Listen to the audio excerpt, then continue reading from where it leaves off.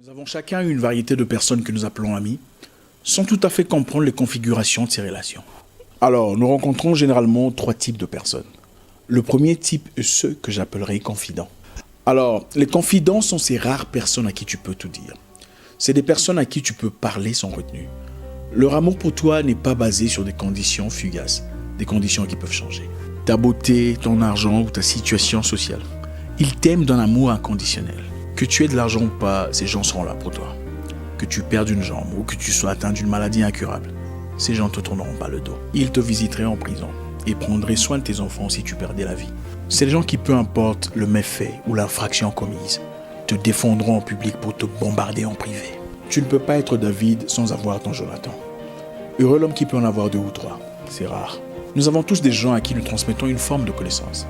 Mais à force de toujours le faire, on devient dépouillé. Il est impératif que vous ayez un confident qui vous enrichit, pour que vous enrichissiez quelqu'un d'autre à votre tour.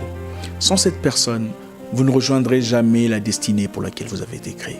La deuxième catégorie d'amis que tu rencontreras sont ce que j'appelle des adhérents. Les adhérents sont partisans de ta ligne de pensée. Ils s'associent à ton idéologie. C'est souvent des gens qui aiment ce que tu aimes. Vous vous retrouvez dans les mêmes tendances, les mêmes activités. Vous avez peut-être fait votre rencontre à l'église et vous aimez le même bistrot du quartier.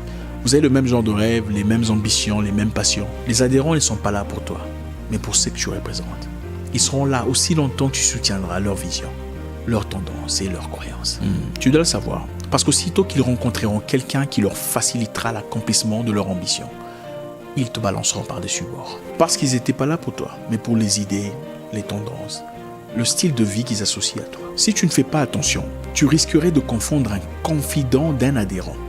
Surtout si tu traverses des turbulences émotionnelles, des moments difficiles de ta vie. Dans des moments difficiles, tu risquerais de t'attendre à ce qu'un adhérent soit là pour toi.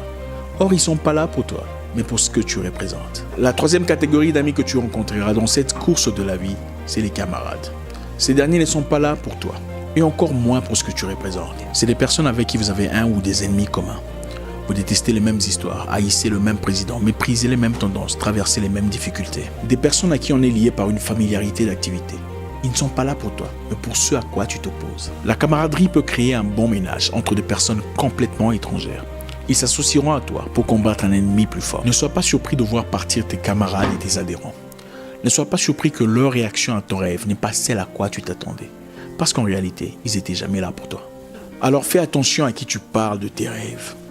Si tu en parles aux adhérents, ils se serviront de tes idées pour accomplir ton rêve à ta place. Si tu en parles à tes camarades, ils ne te soutiendront pas parce qu'ils n'avaient jamais été là pour tes ambitions. Si tu as des personnes à qui tu peux vraiment t'ouvrir, tu as beaucoup de chance. Laisse-moi te dire comment reconnaître ces personnes. Elles pleureront avec toi lorsque tu pleureras et se réjouiront avec toi quand tu seras dans la joie. Quand tu rejoins quelqu'un pour lui dire une bonne nouvelle qui t'est arrivée, ne te submerge pas de joie, observe sa réaction. Si la joie de cette personne n'est pas évidente, ferme ta bouche et retire-toi. Parce que si elle est vraiment contente pour toi à plusieurs niveaux, il n'y aura aucun doute dans ses réactions.